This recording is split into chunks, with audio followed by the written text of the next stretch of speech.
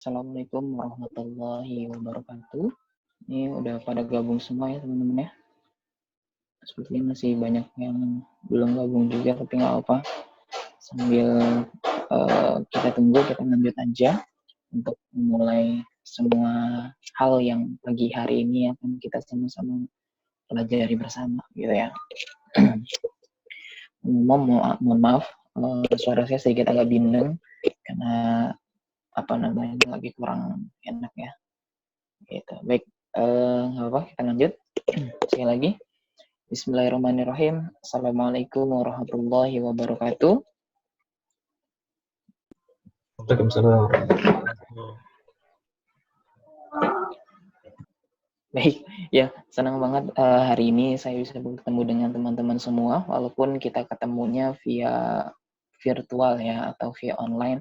Tapi insya Allah ini semua tidak menyuruti semangat kita semua untuk belajar dan juga lebih produktif di hari Sabtu ini ya, di weekend ini. Semoga teman-teman juga selalu senang, selalu bahagia, dan selalu Allah mudahkan segala urusannya gitu ya.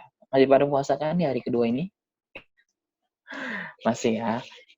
Harapannya teman-teman semua yang hari ini hadir, kita sama-sama bisa belajar, kita sama-sama bisa dapatkan banyak ilmu dari narasumber-narasumber kita yang hari ini sudah hadir, dan yang pastinya kita insya Allah akan sama-sama menggapai sukses untuk membanggakan orang tua dan khususnya juga bisa membanggakan negara, insya Allah ya.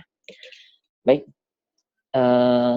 apa kabar teman-teman semua? Tapi kayaknya ini di mood ya, saya mau nanya apa kabar juga nggak bisa gitu. Tapi it's okay, nggak jadi masalah.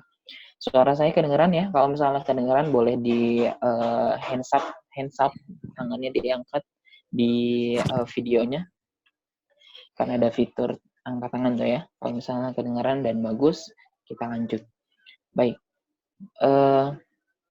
Hari ini saya senang sekali, jujur bisa bertemu dengan teman-teman semua. Ini saya nggak tahu teman-teman dari mana, kampusnya di mana, atau mungkin ada yang di luar kota Tangerang gitu ya, saya nggak tahu. Tapi senang banget sekali lagi bisa berkumpul dan bertemu sama teman-teman semua.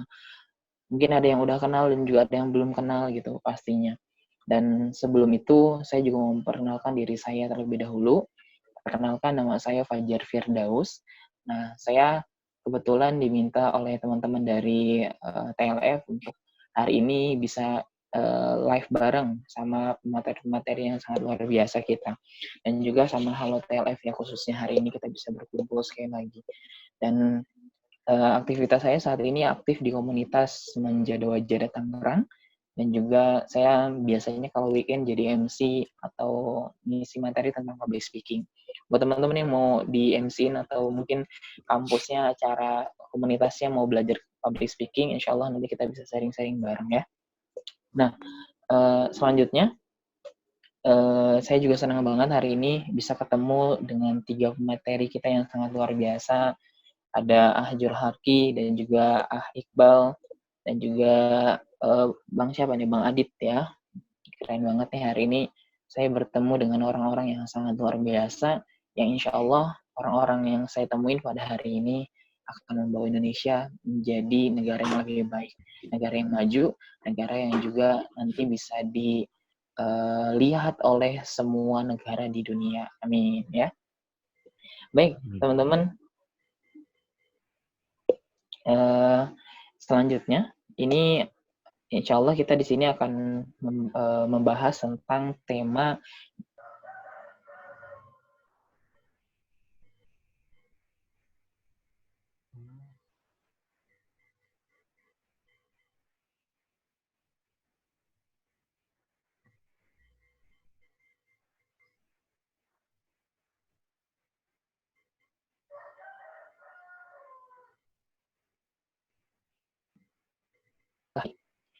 kayaknya apa nih?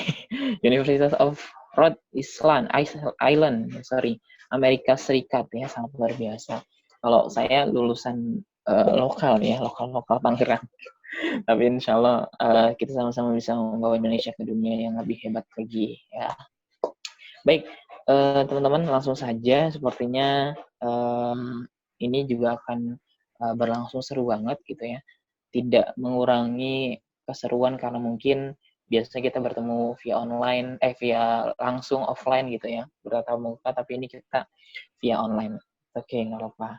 Terus insya Allah teman-teman di sini ada aturannya. Jadi nanti selama diskusi berlangsung, teman-teman di mute videonya, di hide videonya dan juga di mute suaranya, gitu. Terus kemudian boleh bertanya apabila nanti waktu sharingnya sudah selesai atau nanti ketika saya sudah mempersilakan waktu bertanya. Kemudian yang selanjutnya, jika ingin mengajukan pertanyaan, menggunakan fitur raise hand yang tadi saya bilang angkat tangan. Atau bisa private message ke host operator kita yaitu Juhri Robani. Nah, insya Allah nanti diskusi kita ini akan membahas banyak hal tentang bagaimana cara mendapatkan beasiswa di luar negeri dan bagaimana pengalamannya, bagaimana keseruannya, bagaimana perjuangannya dan hal yang mungkin tidak pernah kita tahu kalau misalnya kita nggak kuliah di sana gitu ya. Baik, langsung saja saya coba sapa dulu nih materi kita yang pertama, ada Bang Iqbal. Sehat Bang Iqbal? Ya, alhamdulillah sehat. Sehat Bang Iqbal ya. Iya, alhamdulillah. Oke. Terus kemudian Bang Jurhalki. Sehat Bang Jurhalki? Alhamdulillah sehat. Masya Allah ya. Ini kira-kira 3 orang ini kenal Aning nggak ya gitu? Baru aja kenal. Oh, baru kenal ya. Emang saya kurang terkenal sih. Iya. Terus kemudian Bang Aditya mana nih Bang Aditya? Masuk Bang Adit. Masuk. Wede, Masya Allah, keren Bang Adit. Lagi mana nih videonya? Ini, oh iya sih. Ngomong-ngomong, Bang Jurhalki, di sana jam berapa Bang? Sekarang jam 6 pagi. Oh, jam 6 pagi ya. Kalau Bang Iqbal, di sana jam berapa kira-kira? Jam 11 lewat sedikit. Jam 11 ya, selisih 1 jauh jam. berarti sama kita ya. Betul. Iya. Untuk Bang Adit, jam berapa Bang di sana Bang? Coba tebak jam berapa? Waduh, udah nembak nih. Suruh ngitung dulu deh ya. Iya, kayaknya jam 1 kali, jam 1 malam ya. Iya, jam 11 malam sekarang nih. Oh, jam 11. Malam ya. Ya, siap. Baik, langsung aja kali ya kita masuk ke pertanyaan-pertanyaan yang sudah disiapkan nih. Ini juga saya udah nggak sabar untuk bisa ngobrol-ngobrol bareng 3 orang ini hebat ini yang udah mendahului saya. Insya Allah nanti saya juga keluar negeri ya. Tapi bukan kuliah, saya udah malas kuliah sebenarnya. Saya nanti ngisi materi aja di kampus kalian bertiga ya, insya Allah. Wah, motor siapa tuh? Baik, untuk yang pertama, saya ke Bang Jurhalki dulu kali ya. Bang Halki, Bang, ini kenapa memilih kuliah di kampus Virtual University Polandia? Dan kira-kira jurusannya apa nih, kalau boleh tahu? Assalamualaikum warahmatullahi wabarakatuh. Waalaikumsalam.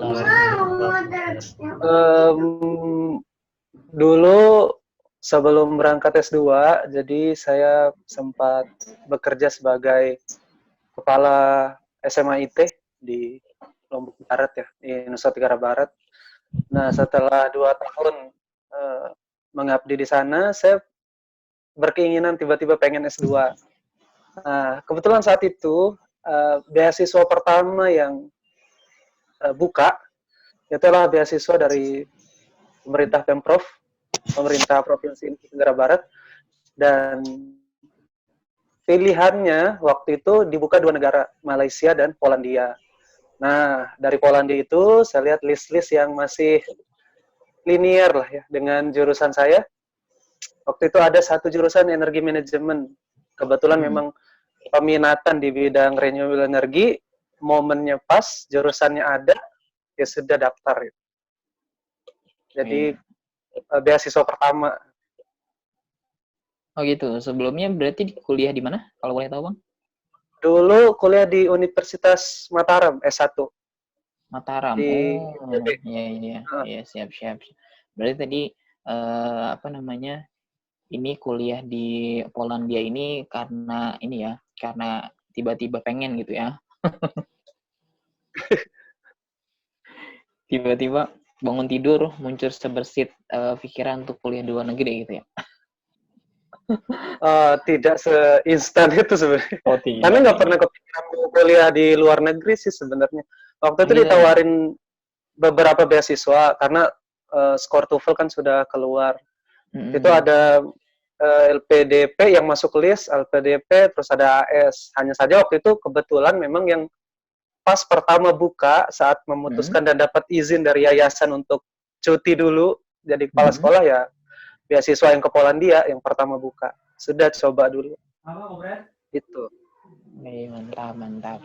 Baik, yang selanjutnya kita coba ke Bang Iqbal kali ya.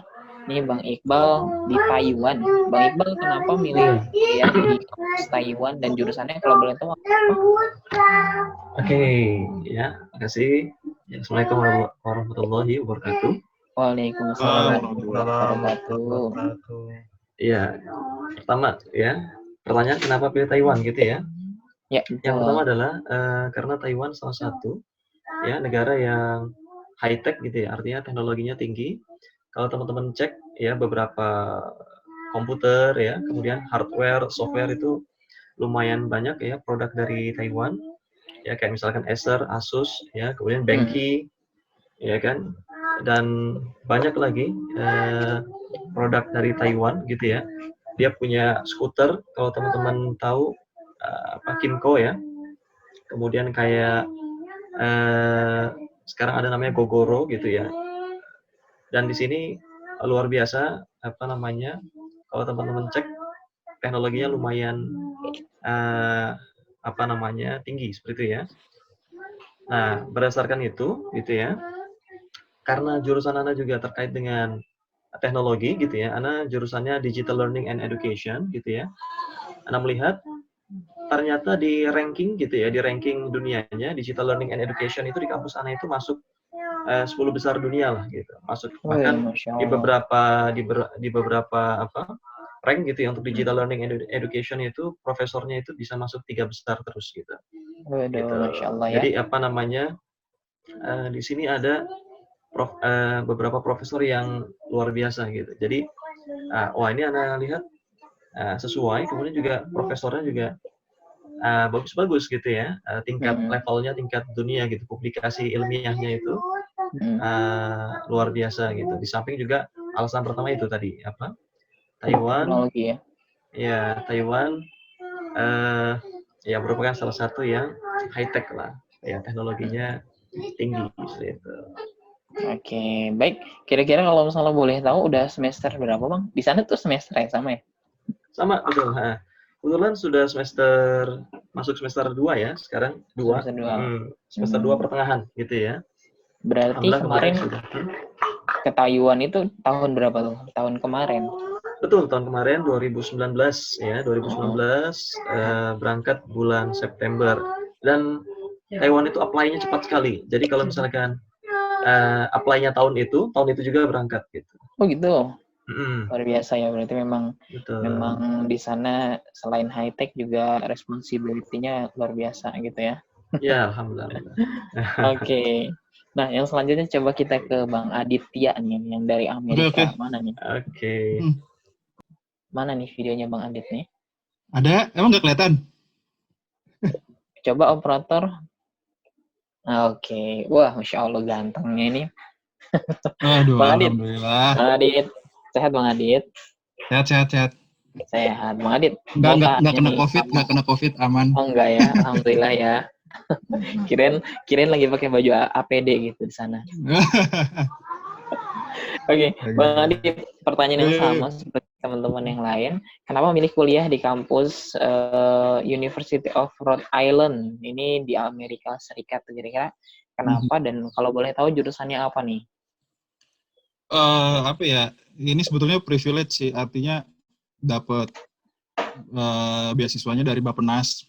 Oh gitu. Bappenas itu Badan Perencanaan Pembangunan Nasional kan. Di kebetulan kan PNS juga. Jadi ya udah program beasiswa memang dia kerjasamanya sama University of Rhode Island. Jadi ngambil seru sih di sini. Kalau ya Amerika udah tahu semua lah ya maksudnya. Ya nanti kalau mau misalkan tanya-tanya lebih detail bisa lebih spesifik. Misalkan ada yang minat mau ke Amerika bisa tanya-tanya gitu. Jurusan ngambil ilmu lingkungan. Oke, Bahasa kenapa tuh ambil Inggris. ilmu lingkungan kira-kira? Yang linear sama pekerjaan juga Oke. linear sama waktu S1-nya. Tapi itu memang bisa milih sendiri berarti ya? Ya, bisa milih sendiri. Jadi kalau Hmm. di Bappenas itu kan namanya beasiswanya Kormap.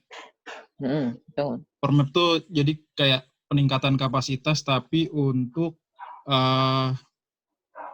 pesisir dan lautan.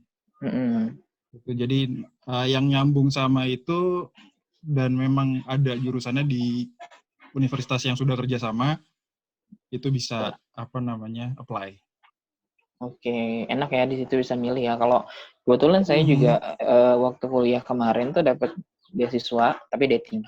Nah, itu nggak bisa milih gitu. Jadi ya ikutin jalannya aja gitu ya. Gitu. Nah, tapi alhamdulillah lulus juga dengan nilai yang cukup baik dibanding dengan yang lain gitu.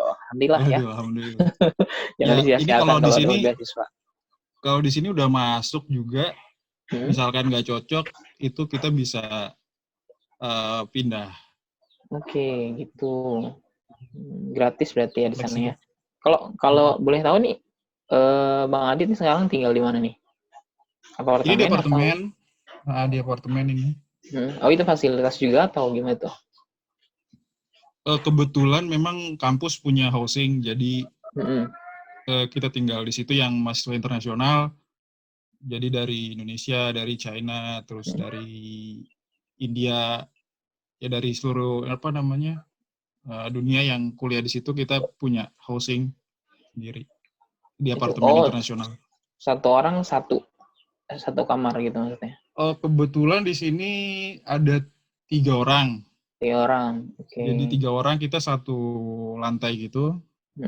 Ya dapurnya 1, kamar mandi 1, ruang tamu 1, terus sama masing-masing kamar. Gitu. Oh iya, intinya berarti 1 kamar 1 orang gitu ya? Iya. Oke, mereka lagi ngapain tuh? Lagi sahur apa? Yang 2 udah duluan balik ke Indonesia. Oh gitu. Sendiri. Oke, sip. Kebetulan orang Indonesia semua bertiga ini. Oh gitu, enak dong ya? Iya. Ya enak nggak enak sih. Oh enak. Oke, baik, terima kasih Bang Adit. Bang Adit, mungkin kita langsung aja nih ke pertanyaan yang selanjutnya karena tadi sudah dari Bang Jul Harki ya gitu. Pertanyaan selanjutnya, kira-kira kalau misalnya boleh tahu, tadi kan sudah ceritain sedikit tuh soal bagaimana ketika mendapatkan beasiswa gitu kan dari Bappenas. Nah ini kita coba mau lebih dalamin lagi, gimana cerita bisa dapat beasiswanya gitu. Kalau misalnya tadi hanya secara singkat dapatnya dari Bappenas gitu. Kira-kira kalau misalnya boleh tahu singkatnya gimana cerita yang lebih dalamnya gitu loh. Sehingga bisa dapetin beasiswa ini. Iya. Jadi kalau yang ini maksudnya ini kasusnya kan kebetulan saya PNS ya.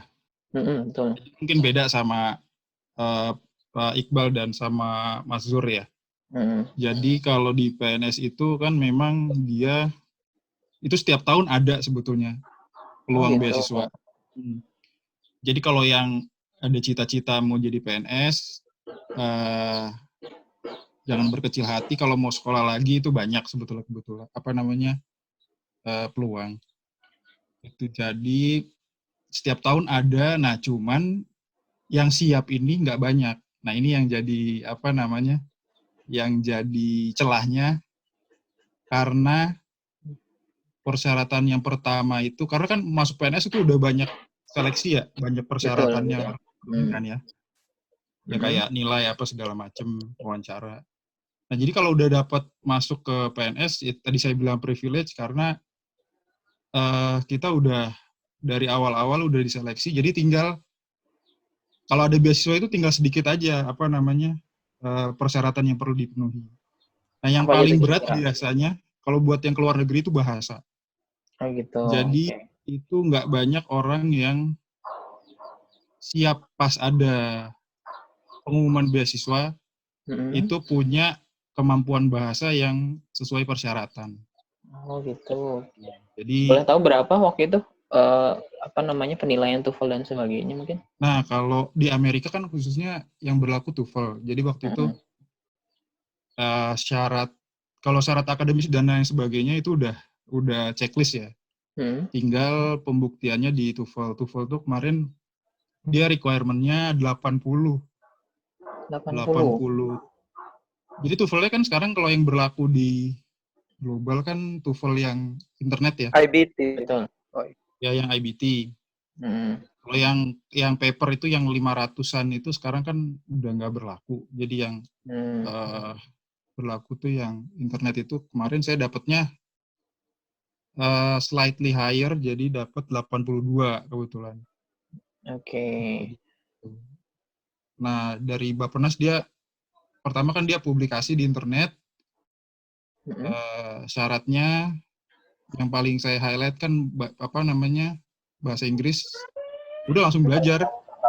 Jadi belajar dulu, terus ikut tes TOEFL. Gitu. Jadi ada waktu sekitar 3-4 bulan. Untuk mempersiapkan semua berkas yang sisanya atau gimana? Ya kalau berkas yang lain sih udah checklist, cuman kan udah checklist. Yang paling susah nih karena TOEFL kan kita harus tes. Oh iya, betul. Kita harus, dia lembaga yang punya wewenang untuk tes TOEFL IBT, itu dia ngeluarin jadwal-jadwalnya kan. Jadwal tesnya kapan, terus nanti keluar hasilnya pun dia butuh waktu, jadi gak lama gitu. Oke, baik. Berarti intinya sebenarnya privilege-nya karena PNS gitu ya. Nah, kira-kira kalau boleh tahu, waktu itu dinas. Ya.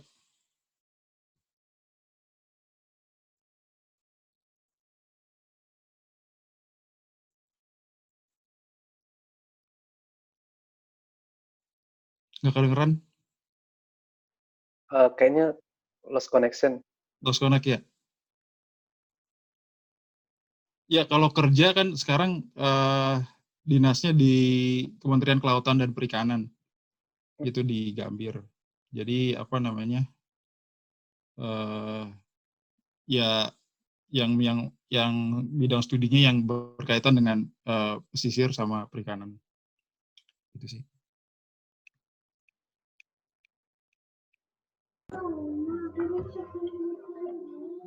Oke, sepertinya Mas Fajar koneksi putus ya. Ya udah kalau gitu dilanjut aja. Apa gimana ini? Siapa moderatornya? Itu tuh Mas Fajar bisa terkonek lagi. Suaranya. Hadir. Ya. Kedengeran? Ya, oke, silakan. Oke. Mana nih Bang Adit? Tadi kalau Ya. saya tanya, waktu itu dinasnya dinas apa, Bang? Di PNS. Oh iya, tadi udah dijawab. Tadi pas lagi ini. Saya di KKP, Kementerian Kelautan Perikanan. Oke, berarti sama ini ya, sama Tuti, Susi Susanti, sama Bu Susi ya? Ya, menteri sebelumnya. Iya, betul. Oh iya, sekarang udah ganti. Oke, baik, kita lanjut coba ke Bang Iqbal. Nih, Bang Iqbal, pertanyaan sebenarnya sama ya Bang Iqbal ya. Kalau tadi juga sudah coba masuk sedikit tentang gimana ceritanya bisa ke beasiswa di Taiwan. Kalau tadi teknologinya gitu kan yang sangat luar biasa di sana. Kira-kira waktu itu ceritanya bisa dapat beasiswa tuh kayak gimana? Kita pengen tahu nih ceritanya. Oke, baik. Terima kasih Mas Fajar, gitu ya. Untuk beasiswa, sebenarnya kalau di Taiwan, ini peluangnya besar sekali gitu ya. Taiwan besar sekali, mungkin termasuk yang paling besar dibandingkan negara-negara lainnya di seluruh dunia gitu ya. Artinya peluangnya sangat besar. Jumlah kuotanya juga sangat besar gitu ya. Kemudian terkait dengan peluang gitu ya. Di sini ada beasiswa.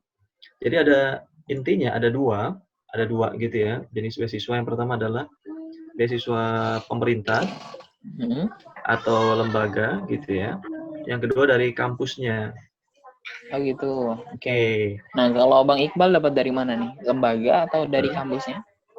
Nah, kalau saya dapat yang dari kampus saya. Langsung dari kampus. Itu waktu itu Betul. informasinya kalau boleh saya tahu dari mana tuh? Kebetulan, apa namanya, saya ikut di Indonesian Scholars Network gitu ya, jaringan, Oke, iya betul.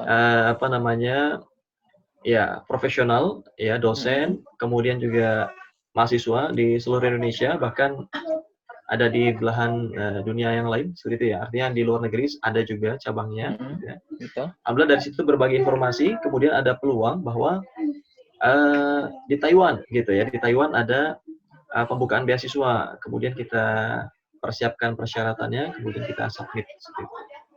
Nah, tapi kalau misalnya boleh tahu, waktu itu kalau misalnya dibilang peluangnya kan berarti besar. Nah, kira-kira kesulitannya tuh seperti apa tuh masuk ke sana tuh? Oke.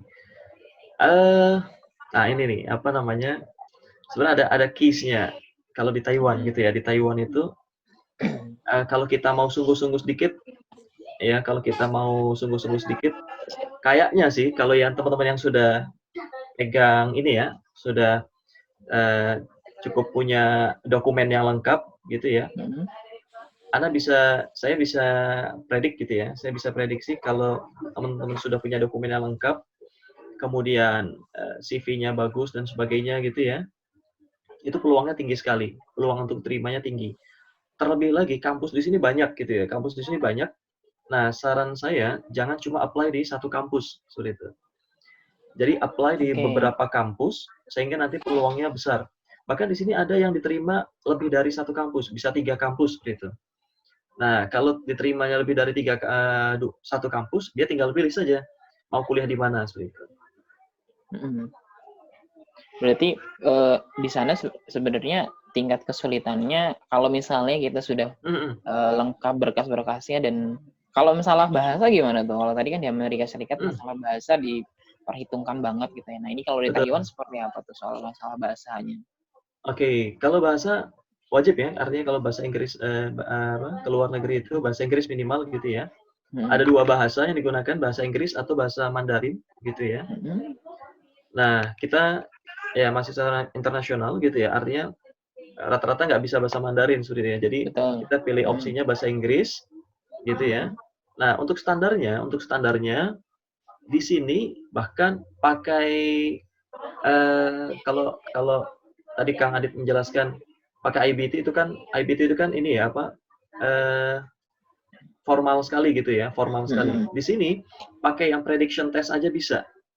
Oh gitu. Gitu. Jadi pakai TOEFL prediction itu bisa gitu. Untuk rata-rata kalau untuk paper base itu sekitar 500 lah. 500 ya. 500 gitu. Artinya kalau teman-teman sudah punya bekal TOEFL 500 gitu ya. Kalau kurang sedikit, saran saya apply aja nggak apa-apa, untung-untungan gitu. Kurang sedikit dari 500 gitu ya. Ya kan? Karena ada beberapa teman-teman juga diterima gitu di bawah 500 kurang sedikit gitu ya. Gitu. Kurang sedikitnya kurang 1, kurang 2 gitu. Ya, ada yang 500 saya cek itu ada yang 570 gitu ya. Itu masih bisa, ya? Masih bisa gitu. 470 mungkin maksudnya. 470 maksudnya. Iya, 470. Oke. Berarti kita udah punya modal itu juga sebenarnya kemungkinan besarnya, maksudnya kemungkinan mendapatkannya sangat besar ya gitu ya. Sangat besar, tapi itu tadi strateginya apply-nya jangan cuma di satu tempat. Jangan cuma di satu tempat. Jadi banyak kampus di apply, peluangnya besar kan, peluangnya jadi besar. Kemudian juga itu tadi apa namanya dokumen lainnya dibuat lebih cantik gitu. Sebagai contoh, misalkan nanti kan ada dokumen lain, betul ada CV ya, kemudian ada study plan ya, rencana portfolio juga ya. Iya, betul.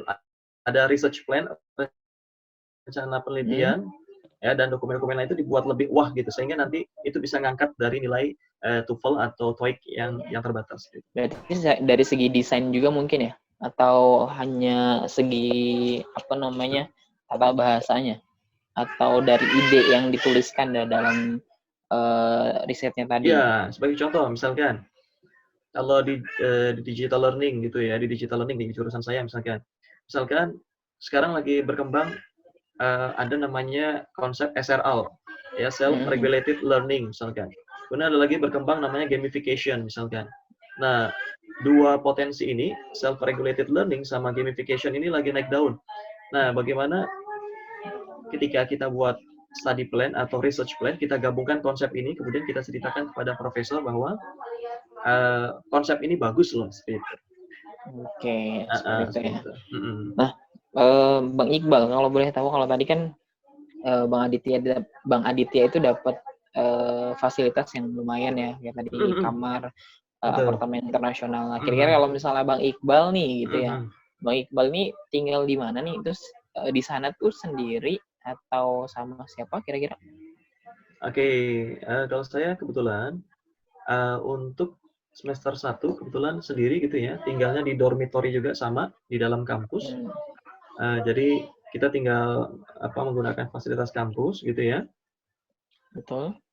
Kalau sekarang alhamdulillah bersama keluarga gitu. Ini semester 2 saya sudah ajak keluarga di sini sehingga bisa lebih rame lah, anak-anak juga ikut gitu ya. Oh, berarti di sana sama istri dan anak-anak gitu ya? Ya, iya betul. Alhamdulillah. Pantesan ini suaranya ada suara anak-anak.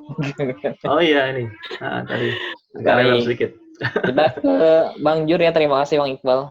Kita ke Oke. Bang Zur. Di sini Bang Zur Haki. Kira-kira nih pertanyaannya sama Bang, sama kayak Bang Iqbal dan juga Bang Aditya tadi. Kalau Bang Zur Haki ini gimana nih cerita bisa dapat beasiswa di mana tadi, Polandia ya? Polandia. Jadi mungkin di antara 3 pemateri ya, beasiswa seni yang terbilang agak sedikit eksklusif karena beasiswanya itu dari pemerintah Provinsi NTB. Khusus untuk mahasiswa asal Nusa Tenggara Barat. Hanya saja ketika sudah sampai di Polandia, ternyata ada beberapa peluang mahasiswa Indonesia itu bisa ke Polandia. Ada namanya Ignasi. Ignasi itu beasiswa dari pemerintah Polandia untuk 18 negara. Dan Indonesia itu masuk di salah satu list 18 negara peserta beasiswa Ignasi. Dan ini diterima tiap tahun. Kalau tidak salah tahun ini tapi sudah tutup ya. Biasanya buka bulan Februari. Nah, kemudian syaratnya kalau proses seleksi beasiswa saya waktu itu ya tidak terlalu ribet ya. Karena Polandia hanya menyaratkan TOEFL paper based test itu minimal 510 saat itu. Dan IELTS minimal 6 kalau tidak salah. 6 apa 5,5 saya agak lupa. Nah, kebetulan memang seperti yang saya ceritakan tadi, niatnya awalnya sebenarnya mau daftar LPDP ya sama beberapa beasiswa yang sudah masuk list. Hanya saja saat itu bulan Agustus di Lombok itu kan kena gempa ya. Karena kena gempa dan semua pusat tes bahasa asing itu tutup, tidak beroperasi saat itu. Jadi banyak sekali peluang deadline beasiswa yang terlewat karena belum sempat tes saat itu. Nah, jadi ketika skor TOEFL keluar itu bertepatan dengan dibukanya beasiswa NTB yang tujuan Polandia. Nah, jadi ternyata sampai di Polandia itu baru ketahuan tidak hanya beasiswa NTB, ada Ignasi, bahkan ada Erasmus. Kemarin di Warsaw kami ada beberapa orang mahasiswa dari Surabaya ada tuh yang datang dengan ikut program Erasmus. Beberapa mahasiswa ITB juga sempat ikut pertukaran ke sana, ke Polandia. Karena Polandia itu kalau di Eropa ya termasuk negara yang boleh dibilang underrated ya. Kualitasnya itu sebenarnya bagus, tapi karena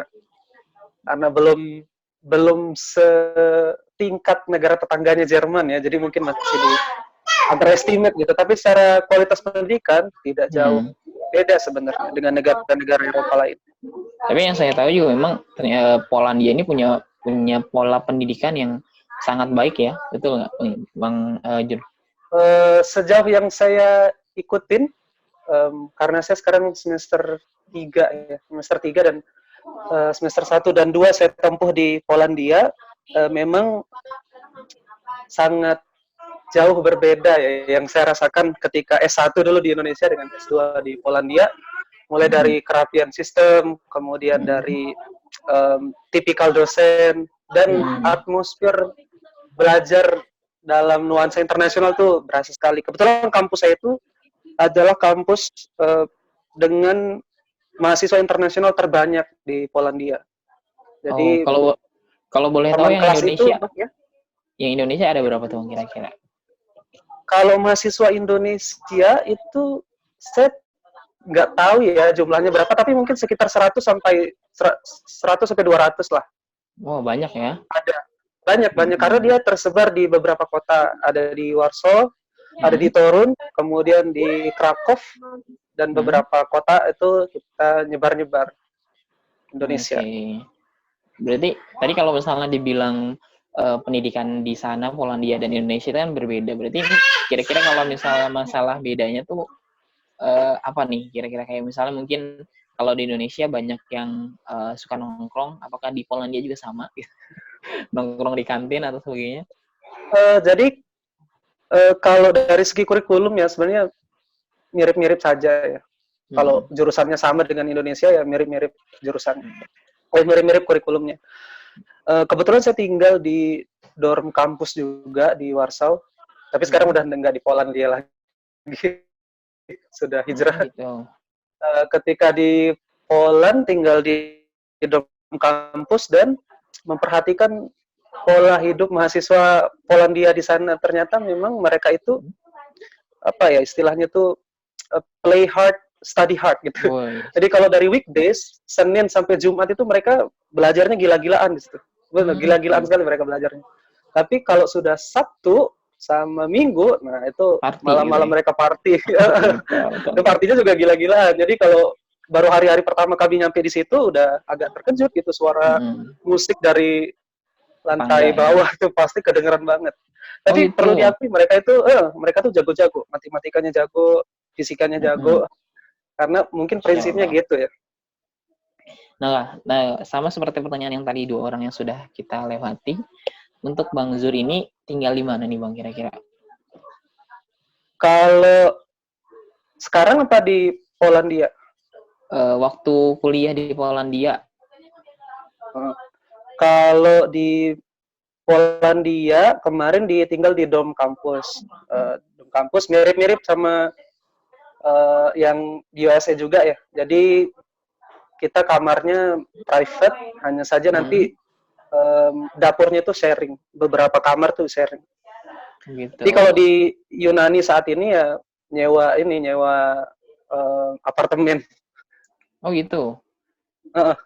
Pakai dana sendiri atau gimana tuh kira-kira? Kalau yang di Yunani, alhamdulillah sejak awal semester 3 itu dapat double scholarship. Jadi dapat 2 beasiswa, satu dari beasiswa NTB dari Pemprov dan satunya dari Uni Eropa melalui program Erasmus Study. Oh gitu. Jadi alhamdulillah. Okay. Luar biasa ya. Berarti ini penggila belajar banget nih. Kayak kalau saya mikirnya kuliah tuh udah pusing banget, jadi sekarang mikirnya udahlah pendidikan ini aja, pendidikan yang lain aja kita mikirin. Kayak kalau saya sekarang bukan lagi mikirin pendidikan kuliah sih, kalau saya lebih kayak pendalaman skill aja soal public speaking gitu, soal usaha dan sebagainya. Tapi ini 3 orang ini kayak menurut saya sih kalau bisa saya bilang orang-orang gila kali ya. Orang gila yang pintar kali gitu ya. Luar biasa. Terima kasih Bang Zur dan Bang Iqbal serta Bang Aditya yang sudah berbagi tadi, sangat luar biasa. Nah, selanjutnya nih, saya mau tahu, kalau tadi sebenarnya sudah kita singgung juga ya soal perbedaan pendidikan di luar negeri dan juga di Indonesia gitu ya. Kira-kira bedanya tuh apa sih gitu? Kalau misalnya dari yang paling signifikan aja lah gitu ya. Kira-kira kalau Bang Zur, ini kira-kira kalau di sana bedanya dengan Indonesia tuh kira-kira apa gitu?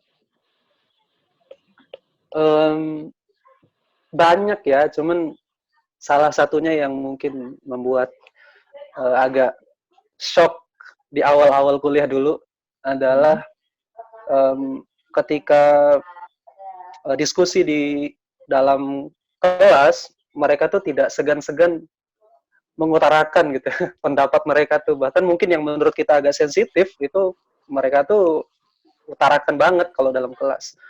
Ya kita sebagai mahasiswa Indonesia yang masih terbiasa sopan gitu ya, mungkin agak-agak shock juga. Tapi mereka di sana sangat open minded ya. Mereka sangat terbuka. Bahkan profesor-profesor saya di Polandia maupun di Yunani sekarang, mereka itu bahkan tidak segan-segan meminta maaf gitu. Kalau merasa memang pendapat kami mahasiswa itu lebih bagus.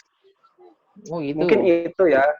Jadi mereka tuh menempatkan diri benar-benar sebagai partner instead of dosen gitu. Jadi kita merasa sedang diskusi sama teman kelas, padahal beliau-beliau itu adalah profesor-profesor. Bahkan salah satu profesor saya itu adalah anggota dewan untuk Uni Eropa bidang energi. Tapi dalam kelas kayak teman kelas, diskusinya biasa sama beliau. Ya. Beda sama dosen Indonesia ya, kalau kita kritik kita dapat nilai E malah. Wah, saya tidak berpendapat. Nah, kira-kira di sana nih Bang, soal masalah sekarang kan lagi COVID-19. Nah, kira-kira kalau di negara sana sendiri itu gimana soal kondisi penanganannya dan juga masalah pendidikan di sana jadinya seperti apa nih dengan adanya COVID-19 ini? Lagi-lagi harus nanya dulu nih, di Polandia apa di Yunani?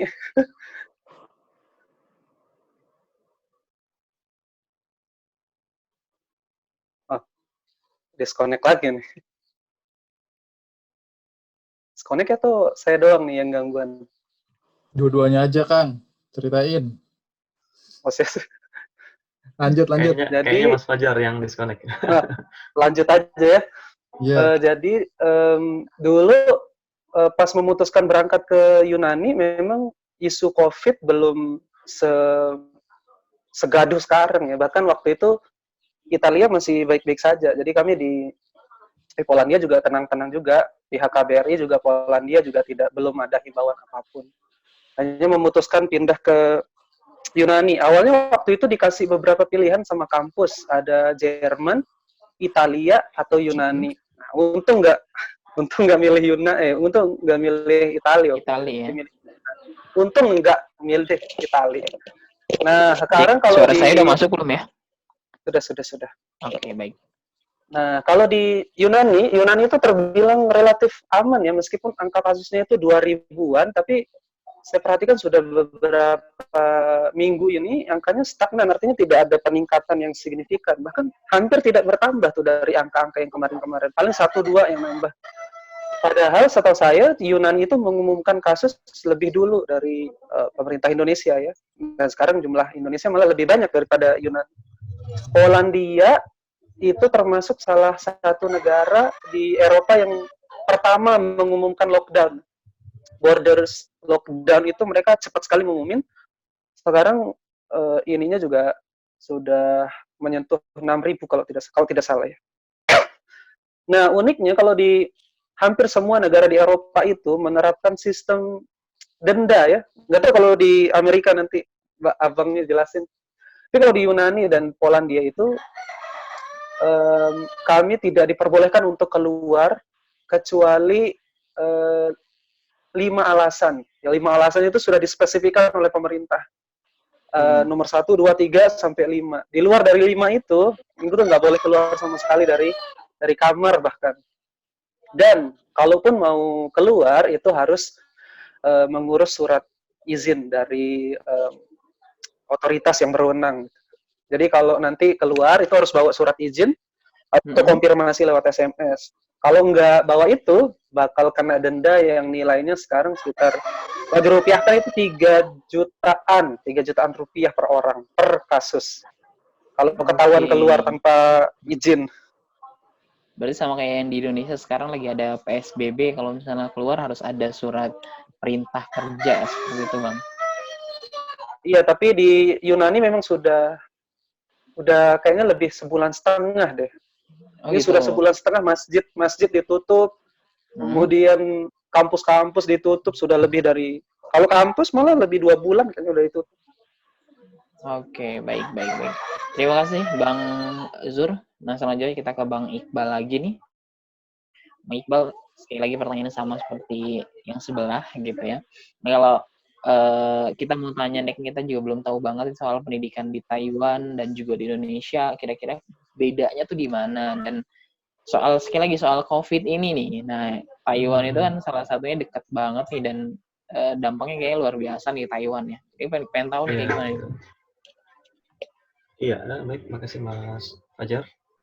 Terkait dengan perbedaan, sebenarnya ya sama tadi dijelaskan oleh Mas Surhalki. Sebenarnya kalau secara ini ya, apa namanya, tidak terlalu jauh berbeda ya dengan di Indonesia, ya mirip-mirip gitu ya.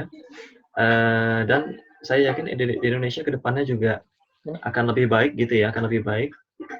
Cuma berbedanya ya paling sistemnya aja ya, sistem di sini gitu. Di sini mungkin kemudian di sini lebih open gitu ya. Jadi kampus-kampus ini coba membuka scholarship gitu ya, mahasiswa-mahasiswa asing untuk sekolah di sini gitu. Artinya banyak mahasiswa asing, contohnya di kampus sana juga ada yang dari Spanyol gitu ya, ada yang dari Amerika Latin gitu ya, ada yang dari apa namanya, ya seluruh dunia ada, Afrika juga banyak gitu ya. Gitu. Jadi artinya seluruh dunia bisa kuliah di sini seperti itu. Kalau di check and recheck ibaratnya ukurannya kampus-kampus ini juga nggak besar-besar sekali gitu. Artinya ya bahkan ada yang ukurannya tidak terlalu besar dibandingkan kampus yang ada di Indonesia, tapi punya ranking dunianya bagus gitu. Jadi ya secara itu tidak terlalu signifikan ya, cuma mereka lebih open saja gitu ya. Kemudian juga mungkin culture-nya agak beda sedikit. Mungkin kalau di Indonesia mungkin lebih sopan ya. Kalau di sini ya bebas-bebas saja ke kampus. Teman-teman mau pakai kaos juga bebas gitu ya.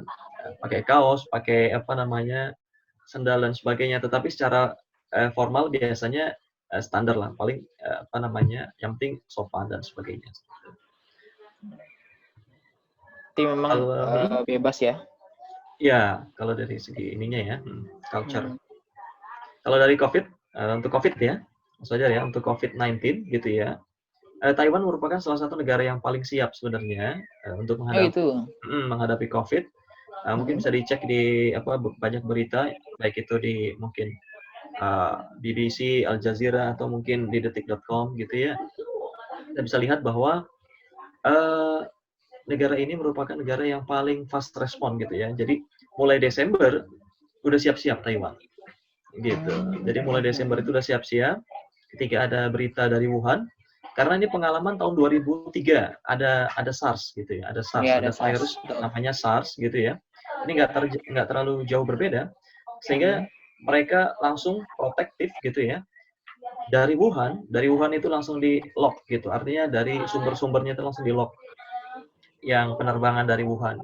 Kemudian setelah berkembang Januari, penerbangan dari seluruh China ya, dari seluruh China yang masuk ke Taiwan itu harus dikarantina 14 hari. Itu bulan Januari.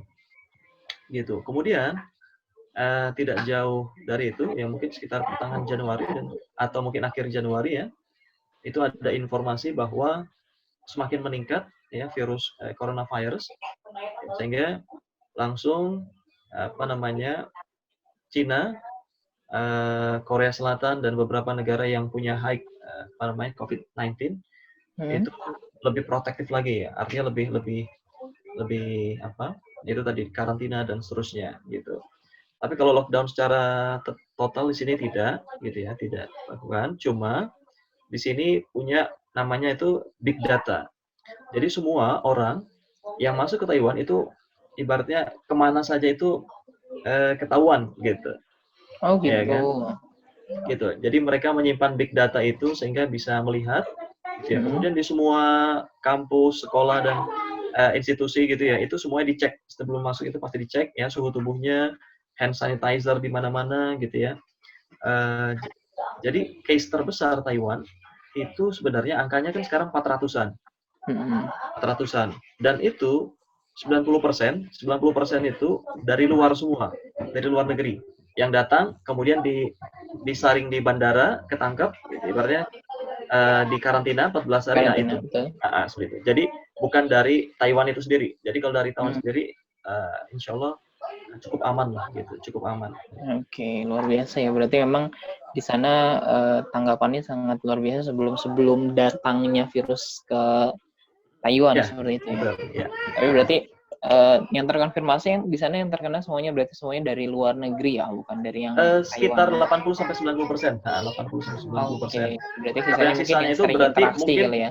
ada yang lolos mungkin gitu kan ya. Nah, itu nyebar, itu langsung menggunakan big data, kemudian di search, Oke. ini si A misalkan interaksinya sama siapa saja dan sebagainya, itu langsung di log gitu. Oke. Dan pemerintah di sini, kalau ada yang dikarantina, itu disupply. Jadi jangan keluar, kalau keluar nanti didenda, silakan stay, nanti diberikan makanan disupply, kemudian dikasih income juga per hari. Keren banget ya, luar biasa. Gitu, iya. Tapi kalau di sana soal interaksi dan hal-hal lainnya, kalau untuk Bang Iqbal sendiri ada kendala atau memang dibatasi? Sebentar. Ya, oke. Sorry Mas Fajar. Ya kalau di sana nih Bang Iqbal, terkendala nggak sama komunikasi atau interaksi dengan orang yang ada di Taiwan sendiri? Oke, di sini saya kebetulan nggak bisa bahasa Mandarin gitu ya. Tapi ya alhamdulillah kita bisa interaksi dengan teman-teman yang lain, ya pakai bahasa Inggris tentunya gitu ya. Kalau untuk berinteraksi di masyarakat, ya memang kalau mau diskusi dengan masyarakat lokal harus pakai Mandarin seperti itu. Tapi kalau untuk misalkan hanya belanja saja di pasar atau itu kita pakai bahasa Inggris, walaupun mereka tidak mengerti secara utuh 100%, ya sebagian masyarakat sini paham lah minimal sedikit gitu. Jadi kita mau belanja dan sebagainya mereka masih bisa gitu. Walaupun di pasar tradisional dengan orang-orang tua dan sebagainya itu mereka masih bisa paham. Atau misalkan kalau kesulitan kita bisa pakai isyarat saja.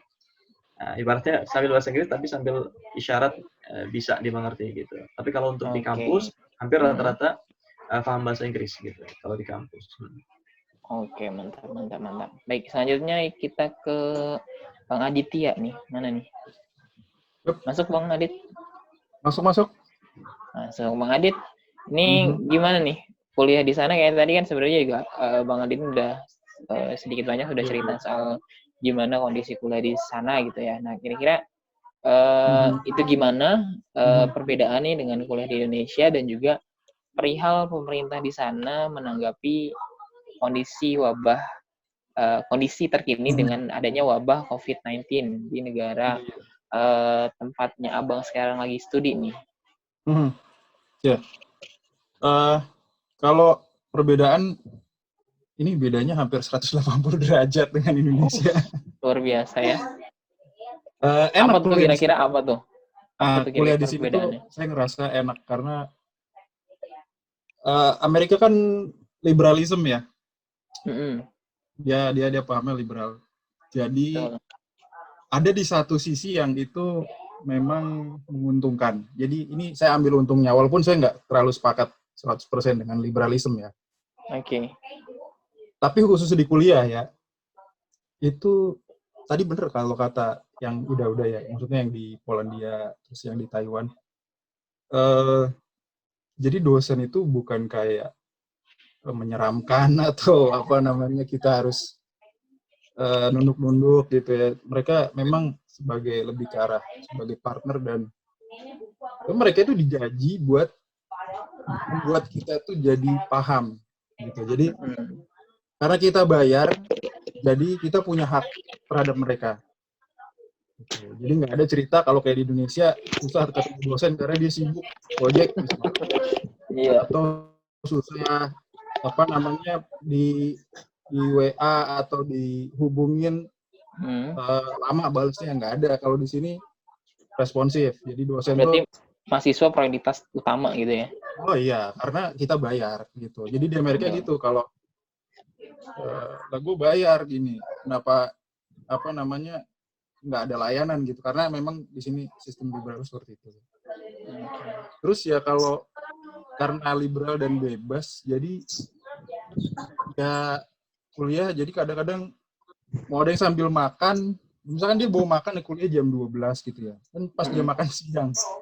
Di dalam ruangan dia makan itu nggak ada masalah. Gitu ya.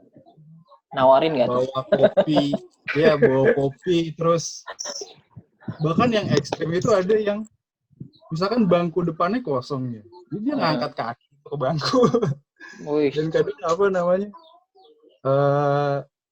ya mereka bebas ngelakuin apa aja, pakai baju apa aja bebas di sini. Jadi Sama. Apalagi pas summer biasanya tuh. pas summer itu untung saya Iya, summer betul, agak di sini. Jadi untung summer Pas saya summer pulang. ya. harus sering-sering kuat sering-sering istighfar kuat iman Nah, gitu ya. karena summer saya pulang, jadi alhamdulillah terlindungi kan. Oh iya bagus. Iya, jadi enak di sini apa namanya kuliah emang enak banget. Apa Hmm. semua open source, maksudnya open source itu terbuka. Kita mau cari jurnal apa aja bisa. Internet hampir nggak ada halangan. Terus apa namanya semua fasilitas, ada gym, ada kolam renang, ada trek sepeda, ada apa aja. Apa namanya layanan kesehatan semua di cover di sini. Luar biasa ya. Ini enaknya punya negara kaya emang kayak begitu. Iya. Jadi tapi Indonesia juga insya Allah segera sama kayak Amerika ya. Nanti dengan tiga orang yang ada yang ada di hadapan kita ya nanti bisa bangun Indonesia nanti insya Allah. Amin. Jadi kan ini saya program sebetulnya 2 tahun. Sebetulnya kalau ada waktu extend mau extend sih maksudnya. Oh gitu. Baik. Karena enak. Jadi yang persepsi yang Bang Fajar pikir kalau kuliah berat nih, enggak gitu ya.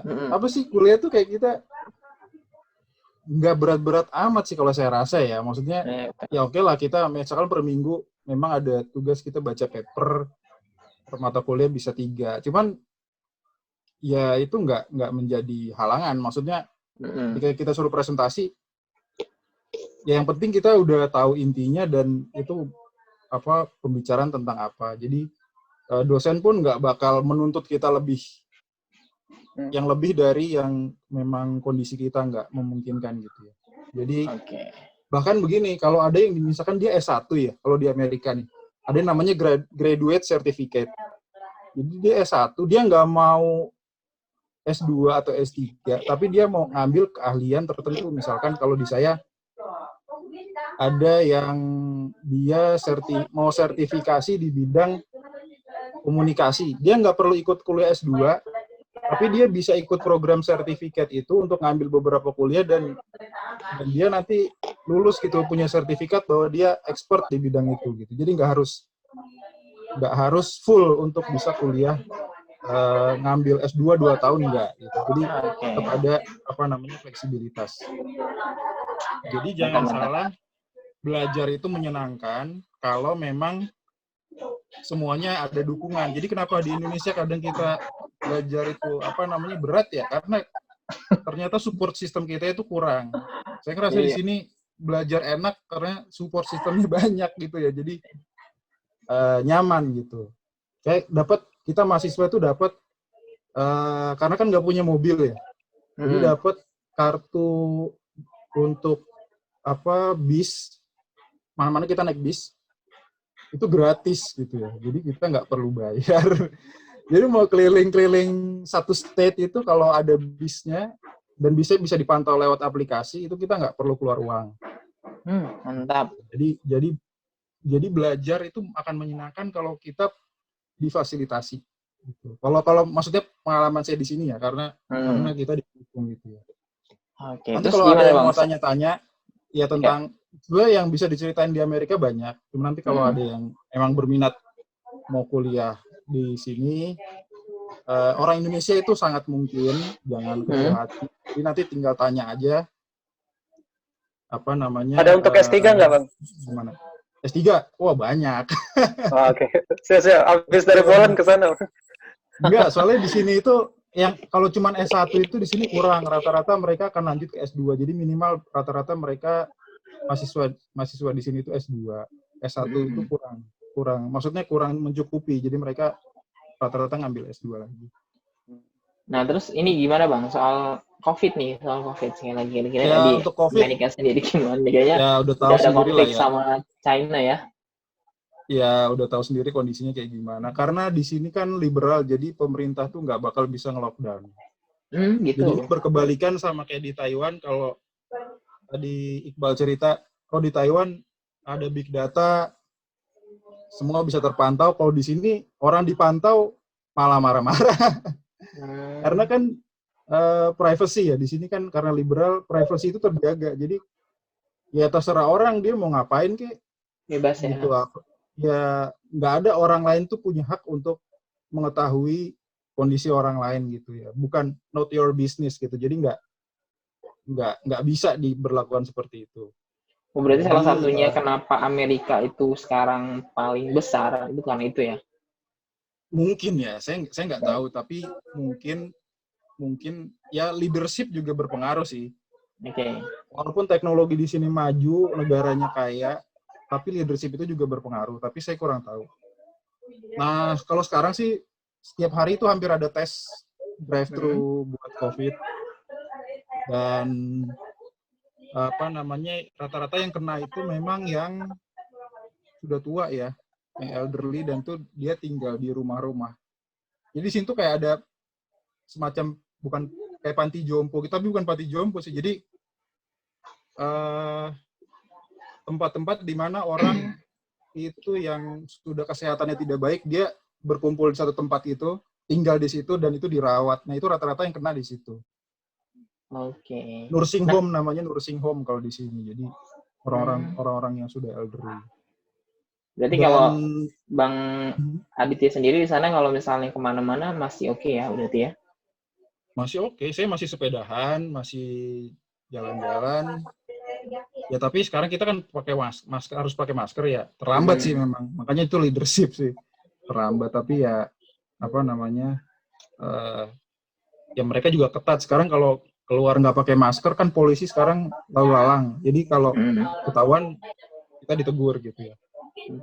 Terus masing-masing orang di sini dapat $1.200. Kalau dikursin itu sekitar 18 juta. Itu dari COVID. Kemarin teman saya dapat, dia orang Indonesia. Cuman di sini dia S3. Dan dia udah lama sekitar 5 tahun di sini. S3 di sini kan 6 tahun. Dan dia dapat.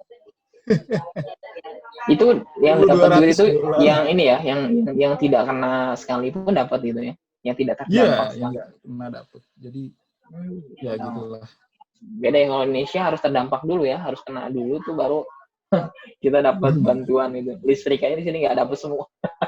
Nah, gitu. Nah, oke, gitu ya tadi ini tiga tempat, 3 benua, dan tadi semuanya berbeda-beda. Tapi hampir soal masalah kuliah hampir sama ya. Cuman kalau misalnya dibilang kayaknya tadi kalau misalnya masalah mudah, mungkin lebih mudah yang di ini kali ya, yang di Taiwan gitu. Terus kalau misalnya masalah enak, kayaknya enakan di tempatnya Bang Aditya nih ya, luar biasa ya.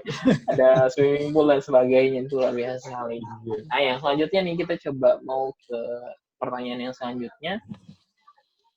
Ini untuk semua ya, tapi yang pastinya saya mau tanya ke Bang Adit dulu. Nah, di sini kira-kira rencana setelah lulus ini kan tadi kalau nggak salah bilang kalau bisa extend mau extend gitu kan. Kira-kira kerja atau mau kuliah lagi atau mau gimana tuh selanjutnya setelah kuliah di sana atau setelah selesai studinya? Yang pasti kan saya harus balik nih ke kantor. Tapi ya karena udah ngerasain enaknya sekolah, jadi ada cita-cita juga mau naturalisasi jangan-jangan. Enggak.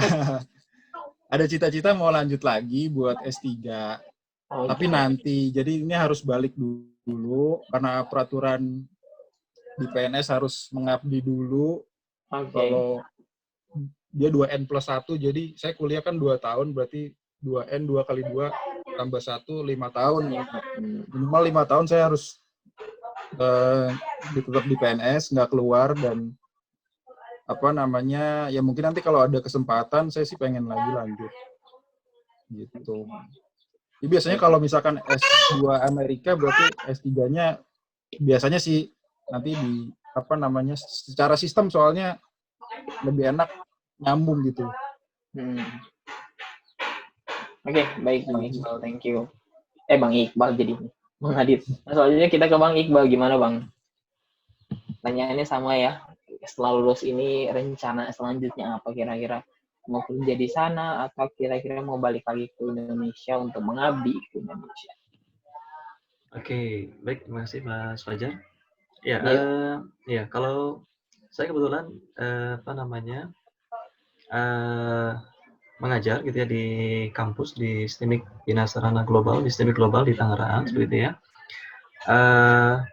Sebenarnya ada gitu ya, artinya dari kampus ya itu support di Taiwan gitu ya, artinya ayo apa namanya lanjut ya bekerja atau tinggal di Taiwan dan sebagainya gitu kan.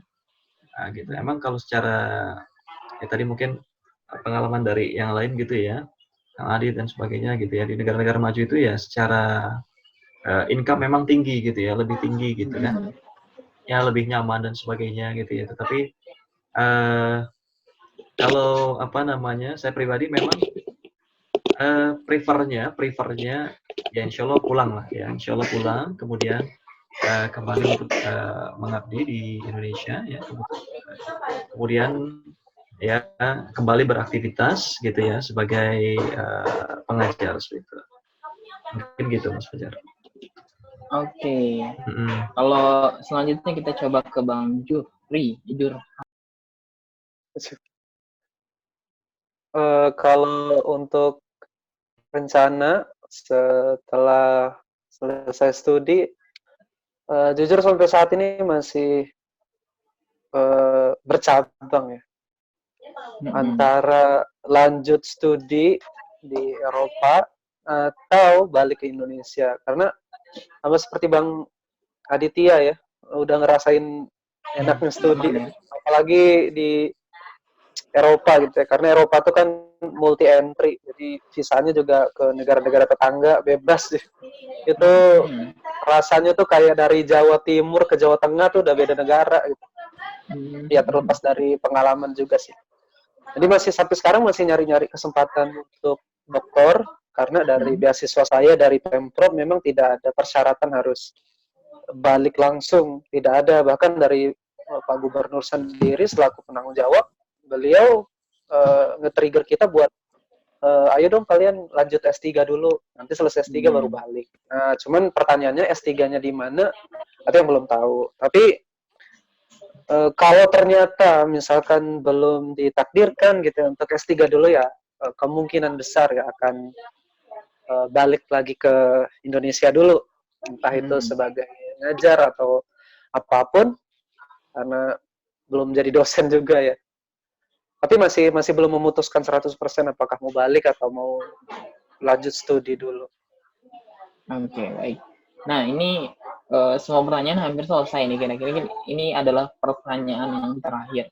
Sebelum kita lanjut ke pertanyaan terakhir ini, saya mau kasih tahu buat teman-teman yang hadir di Zoom meeting kita pada pagi hari ini.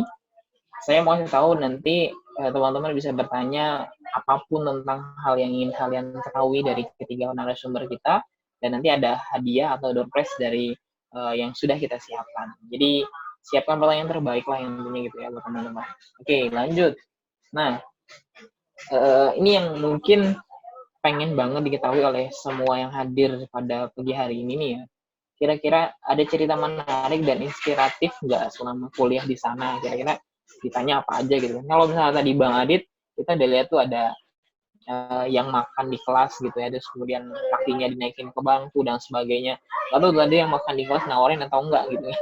Nah, kira-kira kalau dari Bang Zuh nih, cerita menarik atau hal unik di sana kira-kira apa nih? Nah, ini kan dua negara nih ya, saya mau nanya di dua-duanya deh sebelum ditanya lah. Kalau pengalaman menarik ya banyak ya, jadi hampir semua pengalaman memang menarik karena baru pertama ke benua Eropa, ya, jadi semuanya menarik. Salju pertamanya menarik, musim gugurnya menarik, ya semuanya menarik lah.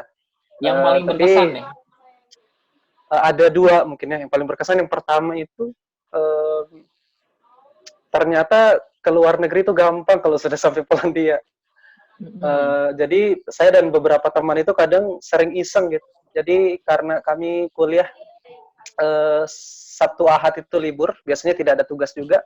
Sabtu Ahad itu biasanya Jumat, setelah Jumatan kami tuh naik bus ke Berlin. Nanti Ahad sudah balik lagi ke Poland. Minggu depannya Jumat sore kita ke Prancis, nanti Minggu sudah balik. Kayak gitu.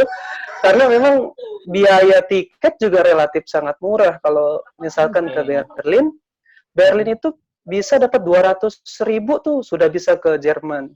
Kemudian kalau lagi diskon bahkan ke Amsterdam itu sempat ada tiket 200.000 rupiah ke Amsterdam pakai pesawat.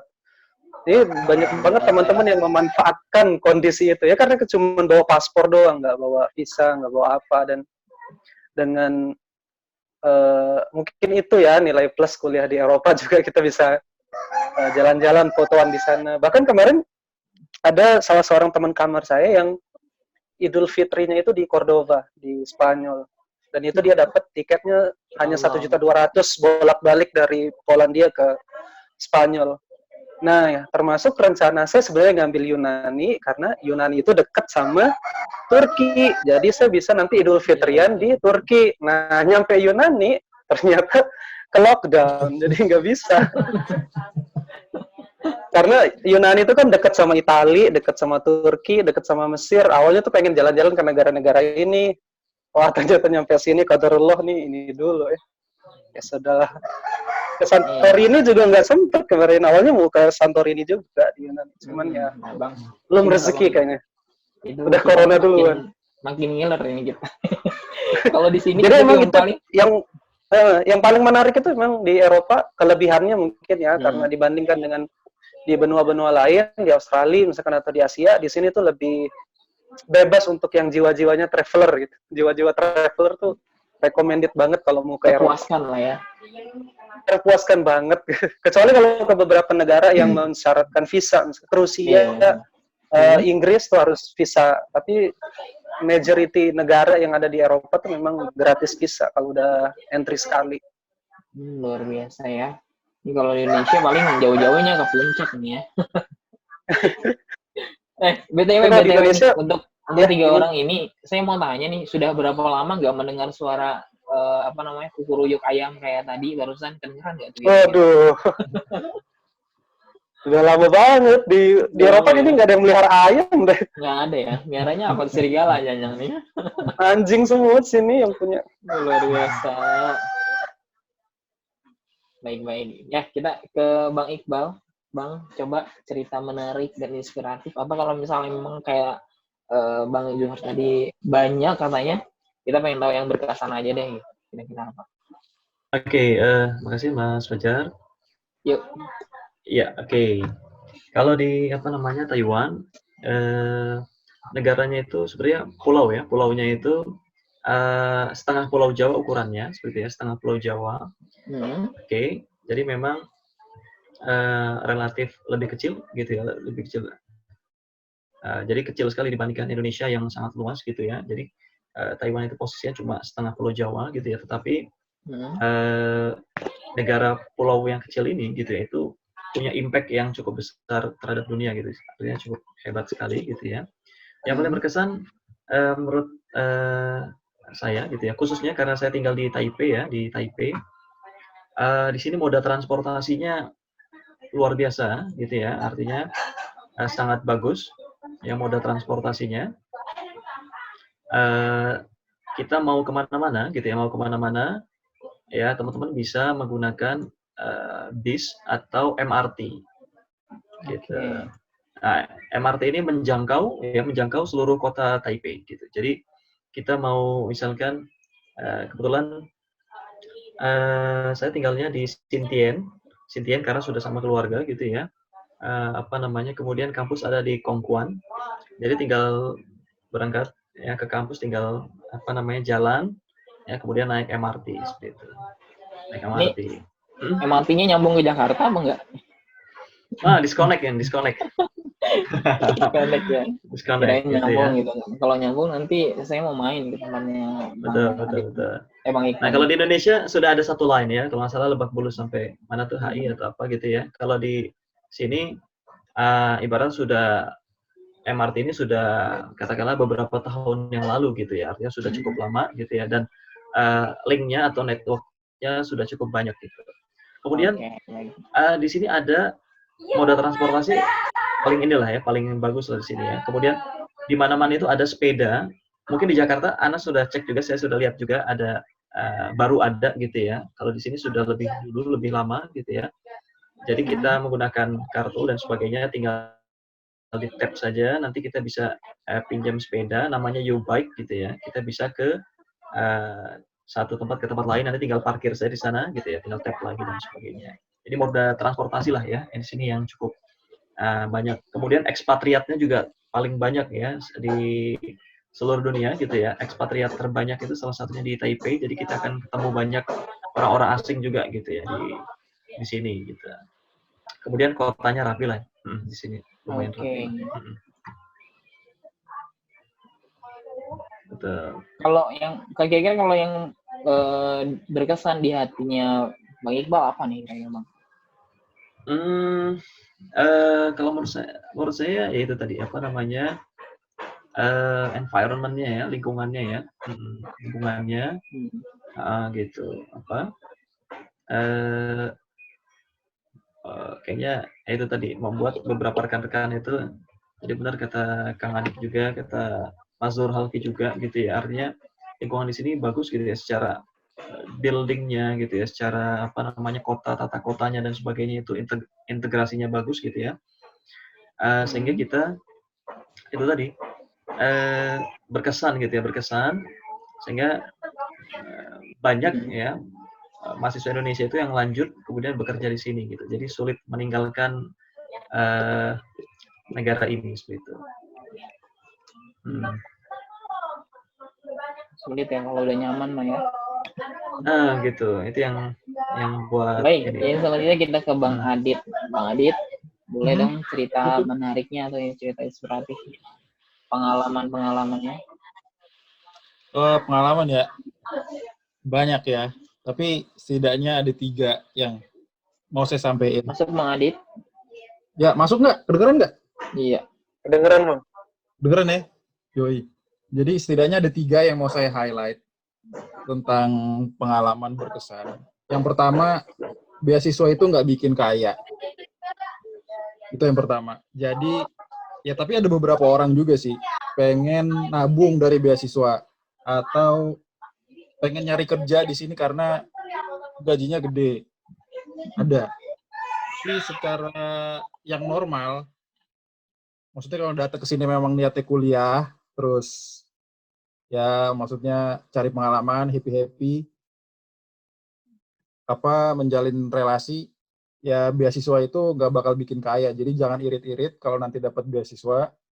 Nah, pergunakan kayak Mas Zur tadi tuh, jalan-jalan, nyari pengalaman. Nah, itu itu penting karena pengalaman teman-teman yang di Tangerang gitu ya, di Indonesia sama di luar negeri beda. Jadi mumpung ada kesempatan, mumpung ada uang, pakailah uang itu buat cari kesempatan yang positif buat kita. Gitu. Itu yang pertama. Terus yang kedua, di sini itu orang itu menghargai nature, menghargai alam. Jadi memang di sini saya nggak kebangun sama suara ayam, bener sih. Suara ayam itu nggak ada karena kalau ayam di sini dipelihara untuk ternakan. Ya. Oh, di sini saya bangun suara burung. Suara burung itu jadi nature wildlife itu di sini dipelihara. Jadi orang menghargai. Ada kodok lewat di jalan itu nggak dibunuh. Ada burung nggak ditembak, enggak. Malah diteliti. Burung orang di sini ada aktivitas bird watching. Dia punya binokular. Ngapain kalau lagi Sabtu Minggu dia jalan ke taman, dia ngeker-ngeker nyari burung, foto-foto. Itu membuat mereka happy. Jadi ini yang nggak dapat saya di Indonesia. Jadi di Indonesia kan kita ngeliat burung ditembak gitu ya, digoreng, dimakan gitu. Kalau di sini enggak. Jadi dihargai. Makanya di sini natural park-nya itu bagus-bagus. Jadi alamnya di sini bagus. Itu kita hiking, kita main sepeda, kita ngapain di sini tuh indah banget. Itu yang kedua.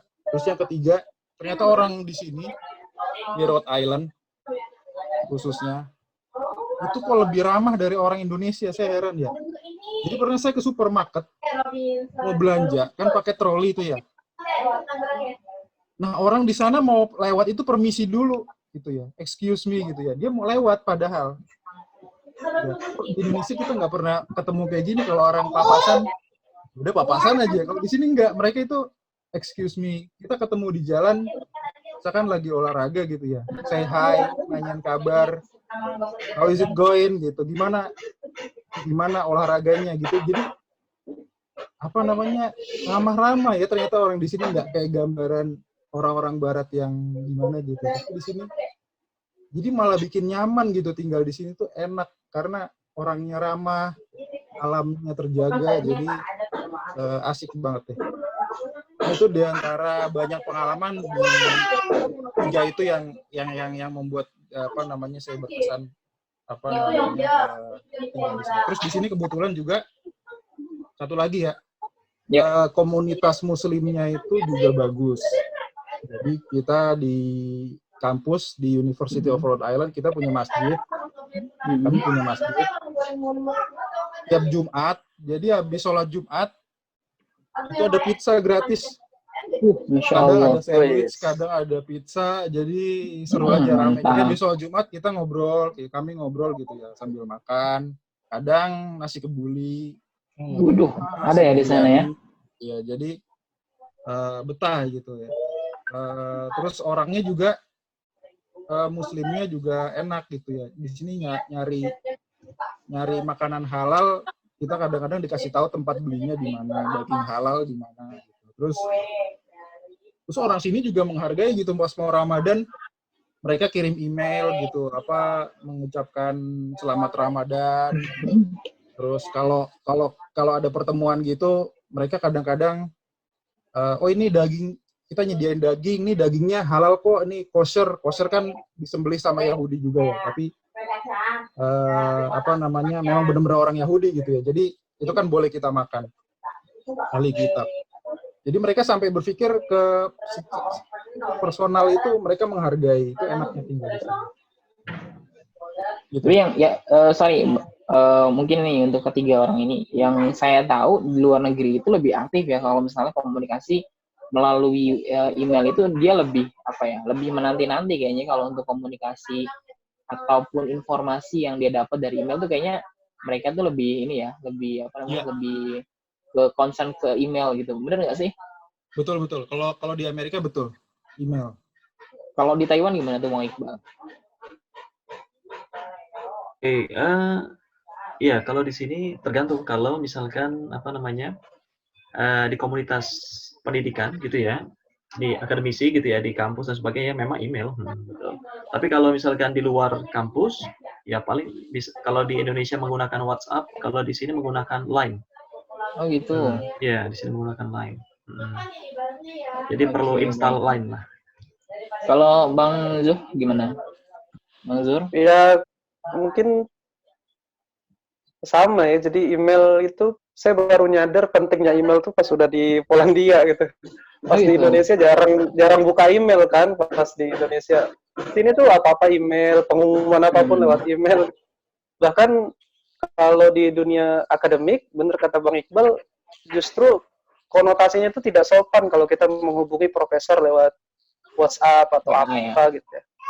Jadi segala sesuatu urusan perkampusan, informasi yang rilis bahkan dari pemerintah itu biasanya lewat email, men. Oke. Iya, itu yang saya tahu dari teman-teman saya di Jerman pun seperti itu gitu. Nah, dan kalau di Polandia itu benar-benar terintegrasi. Jadi satu email itu udah langsung untuk akun bank, untuk asuransi kesehatan, untuk kampus, macam-macam. Jadi nggak bisa sembarangan ganti email. Terima kasih. Ada lagi? Oke, berarti nggak bisa satu orang punya lebih dari satu email ya?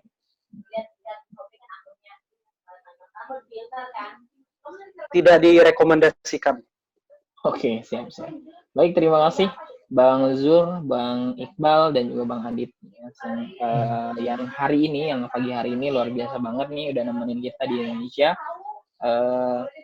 Pertanyaan-pertanyaan tadi sangat luar biasa semuanya.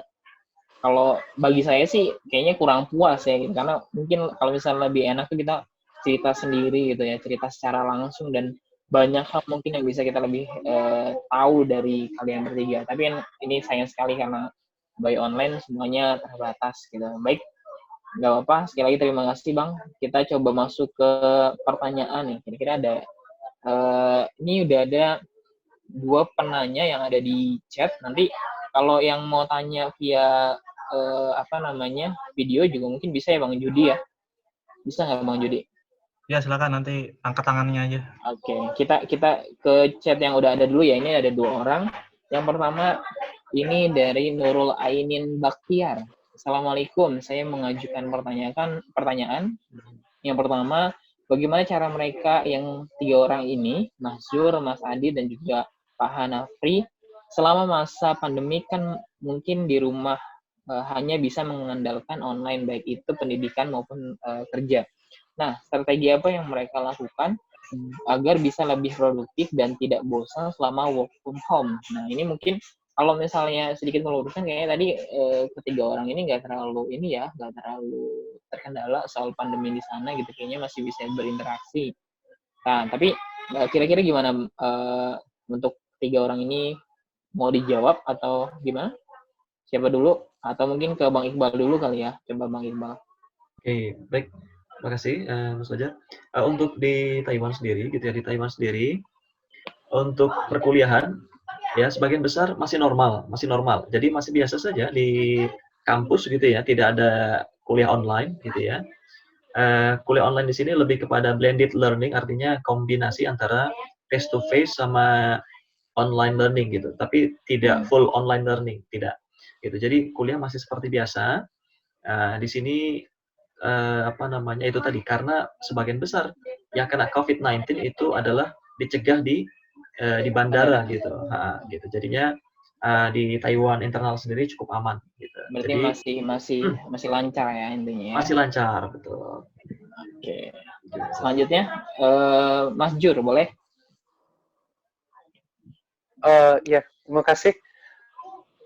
Kalau di Yunani sendiri sudah beberapa minggu, sudah sebulan setengah kami itu belajar online. Enggak, 2 bulan, mungkin ya 2 bulan sudah belajar online karena kampus 100% ditutup se-Yunani. Jadi semua perkuliahan dialihkan ke media online, Zoom dan sebagainya. Dan konsekuensinya kami tidak bisa keluar rumah sembarangan. Jadi dari pagi bangun sholat subuh sampai tidur malam itu hanya berkutat di dalam ruangan ya. Jadi memang kalau tidak pandai mengakali mungkin ya bosen juga lama-lama ya. Tapi ada banyak cara yang bisa saya pribadi lakukan ya untuk menghilangi kebosanan dan tetap produktif. Yang pertama, menyelesaikan tugas-tugas yang diberikan oleh profesor. Yang kedua, karena sekarang saya sedang menyusun tesis, jadi itu juga jadi jadi aktivitas sehari-hari. Kemudian lebih sering nelpon keluarga di Indonesia, nelpon orang tua karena jauh juga, apalagi bulan Ramadan ya. Jadi bulan Ramadan tuh tambah melo gitu suasananya. Ini Ramadan, sepi, pagi cuma lihat tembok kamar. Jadi ya lebih banyak nelpon keluarga lagi untuk ngobatin kangen gitu. Oke. Tapi karena banyak tugas dan banyak tesis, jadi terbantulah untuk mau tidak mau harus produktif. Siap. Nah, untuk Bang Adit gimana nih Bang Adit? Kalau di sini sebenarnya kalau kuliah online itu sudah sebelum COVID sudah online. Jadi ada satu kuliah yang dia itu karena kuliah kan nggak di absen ya kalau di sini ya. Nggak di absen kalau kuliah, jadi bebas aja. Berarti nggak bisa nitip absen ya? Datang kelas. Iya, saya nggak datang kelas. Saya ikut live-nya di Cisco Webex, pakai Webex dia. Oke. Jadi ya udah kalau lagi nggak mood ngampus, dari kamar kita kuliahnya atau dari mana gitu ya, bisa bebas. Nah sekarang udah ada COVID kayak gini, jadi full di di apartemen ya, karena udah biasa jadi nggak terlalu masalah. Kita kadang presentasi proyek kelas juga hampir nggak ada halangan sih. Nah, terus gimana caranya ngatasin bosan? Ya ya kita kan punya hobi ya. Nah ini hobinya kita eksplorasi, jangan sampai kondisi kayak gini malah kita bikin kita nggak semangat. Jadi jalanin hobinya. Ngapain kayak misalkan masak. Kalau saya secara pribadi karena taman-taman masih dibuka, saya sepedahan. Saya suka sepedaan, sepeda gunung, mountain biking. Jadi saya bawa sepeda dari Indonesia ke sini. Ya udah kalau lagi bosen ajak temen sepedahan. Dan kalau lagi bosen lagi lari. Terus biasanya barbecue kalau lagi kemarin nggak puasa gitu kan. Kan di sini masih boleh kumpul di bawah 5 orang masih boleh. Jadi banyak hal yang bisa dilakukan gitu ya. Dan yang paling instan sih jujur aja kalau lagi bete ya biasanya ya nonton sih biasanya itu di Netflix atau di Apple TV gitu. Itu aja sih. Siap. Baik, terima kasih semuanya. Ini banyak banget sih sepertinya pertanyaannya nih ya. Mau ada yang bertanya via video kah? Kalau misalnya ada, boleh hands up. Ada nggak, Bang Judi? Kalau ada, boleh ditampilkan. Kalau nggak ada, saya skip. Kita ke chat aja. Lanjut aja di chat banyak. Ke chat ya. Chat seperti banyak nih. Nggak tahu, kayaknya belum pada mandi atau gimana, teman-teman. Oke, ini yang selanjutnya pertanyaan dari Rens Aren ya. Izin bertanya, bagaimana menjalankan kewajiban agama di sana? Apakah lebih berat atau sama aja? Pun bagaimana dengan mendapatkan sumber makanan halal gitu ya. Coba mungkin dari Bang Zur dulu nih, kita pengen tahu di sana ibadahnya gimana dan cara dapetin makanan halal itu seperti apa gitu, gimana caranya dan sebagainya lah intinya gitu. Terima kasih. Kalau untuk di Polandia, di Warsaw, alhamdulillah akses ibadah itu tidak sulit ya. Meskipun jarak tempuh ke masjid terdekat dari kampus saya itu sekitar 40 menit by bus. Ini 40 menit pakai bus, itu paling dekat. Tapi itu terhitung tidak jauh ya, karena busnya itu terintegrasi, jadi akses busnya bisa diakses di Google, jam berapa busnya datang itu bisa dilihat, terus jam berapa bakalan nyampe itu bisa ketahuan. Jadi masih enjoy lah. Di dekat kampus saya itu sekitar ada 4 masjid. Ada 4 masjid. Tapi ya lihat-lihat masjid juga ya kalau di Warsaw, karena ada masjid Ahmadiyah juga ada, masjid Syiah juga ada gitu. Jadi jadi karena memang campur-campur gitu. Nah, jadi kalau untuk akses ibadah alhamdulillah masih lancar-lancar. Bahkan teman-teman Indonesia di Polandia itu favorit banget kalau jadi muazin. Karena suara mereka tuh diidolakan sama orang-orang Polandia, orang-orang Turki itu, Indonesia itu favorit banget. Nah, masjid terbesar ya? Bahkan yang non-Islam pun memfavoritkan atau gimana? Jadi yang salah satu misalkan di Masjid Blue Mosque namanya, Masjid Biru di Warsaw, masjid terbesar itu muazinnya mahasiswa Indonesia. Karena menurut mereka tuh suara orang Indonesia itu unik-unik, kalau ngaji bagus gitu, kalau azan bagus gitu. Jadi kalau ibadah di Warsaw memang tidak terlalu susah.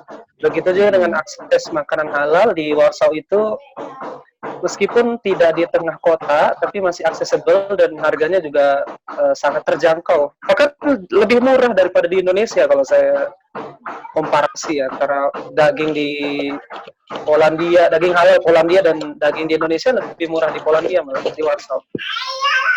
Nah, hanya saja ketika pindah ke Yunani, nah Yunani ini yang agak gimana ya, karena Muslim Yunani itu sangat minoritas dan di bahasanya mungkin ya agak tidak terlalu disukai oleh orang-orang Yunani.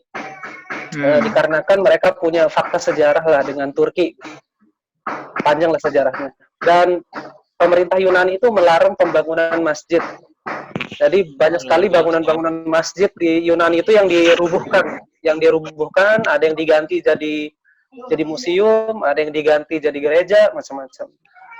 Tapi alhamdulillahnya di Yunani saya ketemu dengan beberapa komunitas Muslim dari Turki dan dari Timur Tengah gitu ya.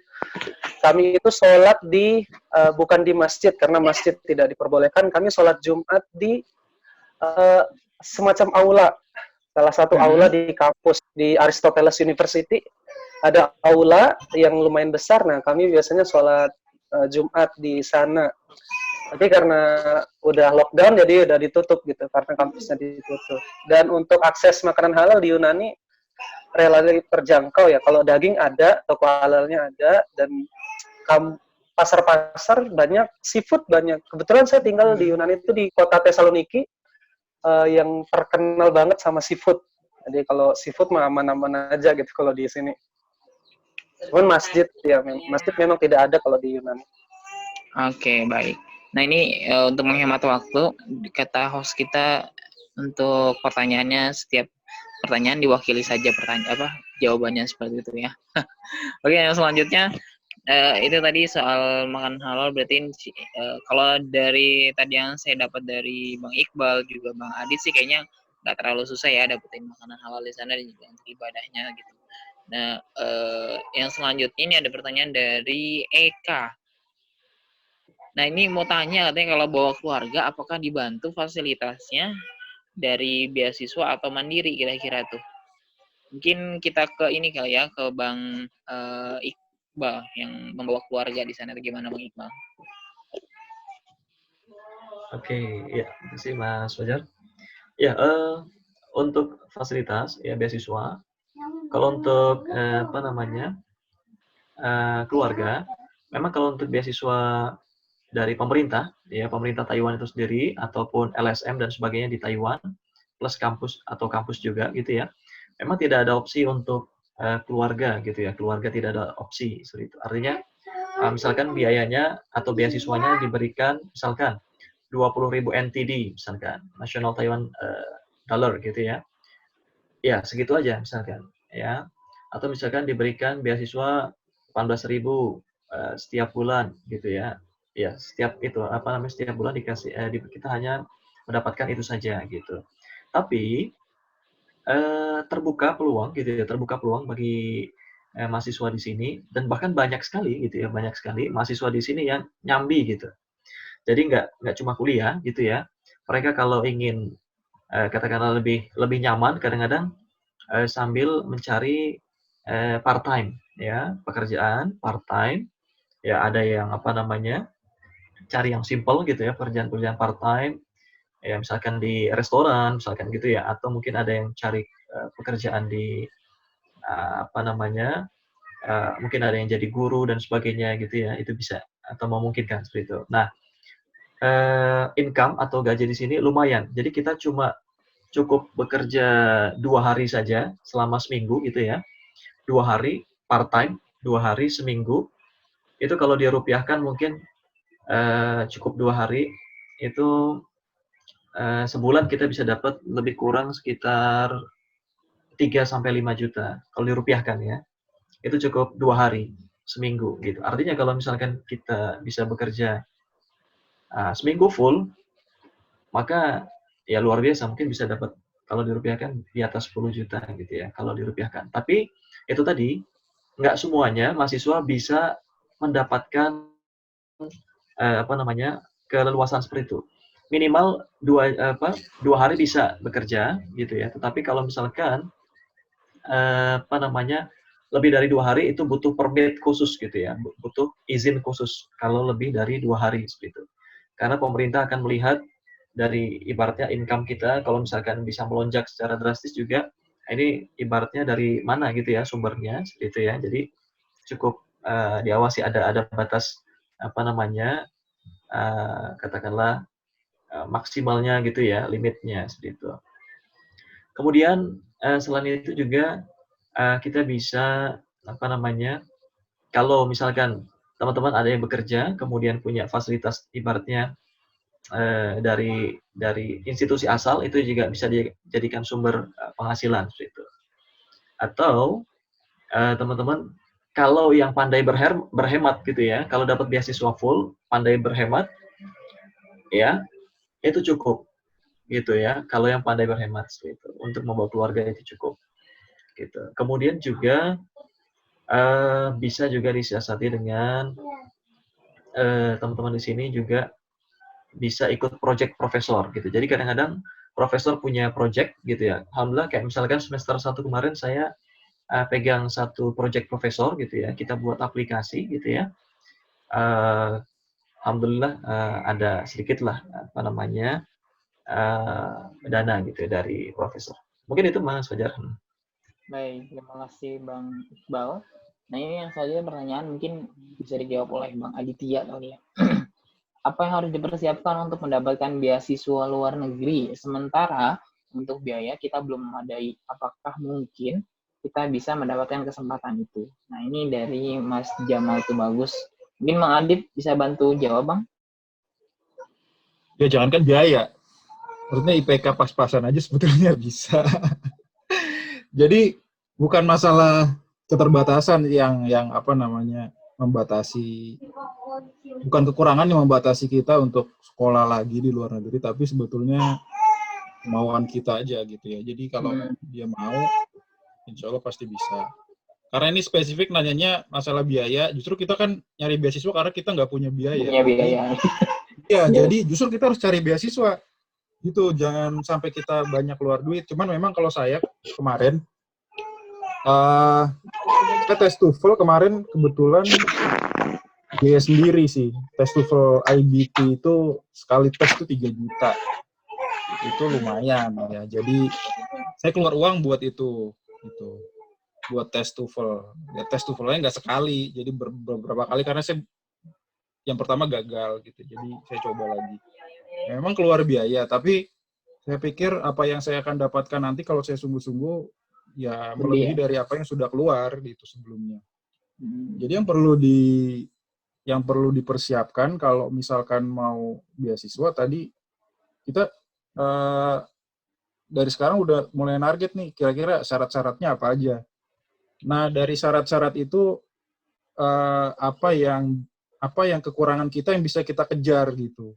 Kayak misalkan yang pertama kan masalah bahasa, rata-rata bahasa yang pertama ya. Kalau mau keluar negeri. Bahasa itu, kalau kayak TOEFL, itu kan dia 2 tahun ya. 2 tahun masih berlaku gitu. Jadi kalau misalkan kita ada target untuk 2 tahun ini, yang nggak ada salahnya juga kita udah mulai ikut tes gitu. Jadi nanti pas ada beasiswa kita udah bisa langsung apply gitu. Kayak misalkan LPDP, atau beasiswa kalau ke Amerika itu dari apa ya?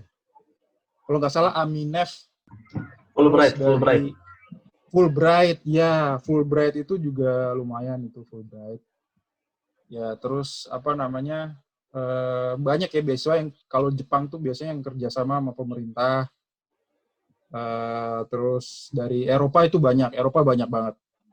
New Zealand juga banyak dan itu kita nggak ngeluarin biaya kecuali kita biaya kayak buat transport atau kita memang bahasa itu aja sih.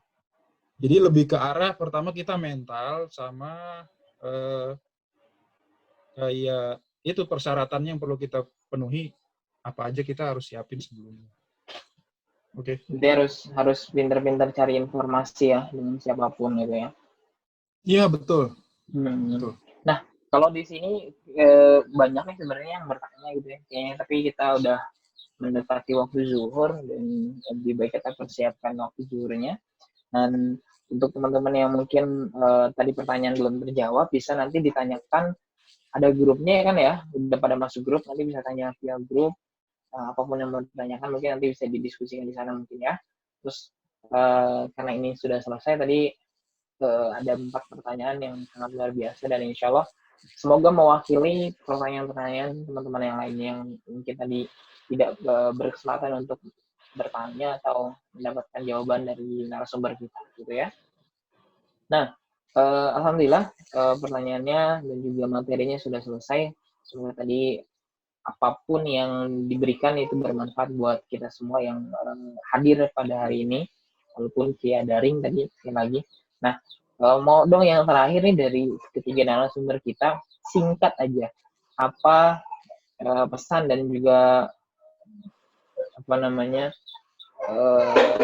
apa yang mau disampaikan ya untuk pelajar-pelajar atau mahasiswa yang ada di Indonesia, khususnya di Kota Tangerang yang mungkin pengen juga gitu belajar di luar negeri seperti kalian. Boleh dong kasih tips atau trik atau pesan atau kata-kata motivasi lah, terserah ya. Singkat aja gitu. Mungkin dari Bang Iqbal dulu, boleh Bang Iqbal? Oke, baik, makasih Mas Fajar. Pesan saya itu tadi ya, dipersiapkan dari jauh-jauh hari gitu ya. Saya waktu dari S1 itu sudah ada niat, pertama ada niat dulu gitu ya. Artinya sebelum lulus S1 gitu ya, bahwa ingin lanjut keluar seperti itu ya. Perkara nanti dapatnya S2 atau S3 nggak apa-apa, yang penting usaha terus gitu ya. Kemudian dipersiapkan dari jauh-jauh hari ya, apa yang menjadi requirement atau permintaan dari setiap beasiswa. Kemudian jangan khawatir, pasti ada celah gitu. Artinya gini, ketika teman-teman coba, ini kan banyak sekali beasiswa. Saya juga sampai hafal gitu ya jumlah beasiswanya, macam-macam gitu ya. Nah, artinya cari celah itu. Sebagai contoh di Taiwan gitu ya, kita buka satu-satu website kampusnya gitu. Kita buka satu-satu website kampusnya, kemudian kita buka ada beasiswa apa di sana. Ternyata hampir semua kampus di seluruh dunia, khususnya yang bagus-bagus, itu ada beasiswa gitu ya. Di situ ada celah gitu ya. Di luar beasiswa pemerintah yang ada. Nah, teman-teman bisa buka, kemudian cari ya informasinya, kemudian submit segera gitu. Ya insya Allah kalau kita ada niat ya, kita usaha ya, bahkan saya sendiri browsing ya sebanyak-banyaknya, kemudian dibuka websitenya masing-masing, kemudian disubmit ya, kontak profesornya gitu, email profesornya gitu.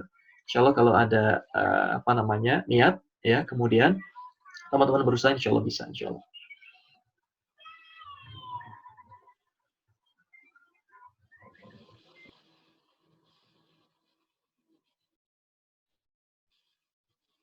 Baik, untuk Bang Adit, gimana Bang pesannya? Ya, iya benar tadi kata Iqbal. Kita mesti punya mimpi itu dari jauh-jauh hari. Iya, saya sama Iqbal, ya Iqbal tahu saya lah gimana waktu kuliah bareng ya. Bahkan Iqbal lebih baik daripada saya di masalah akademik.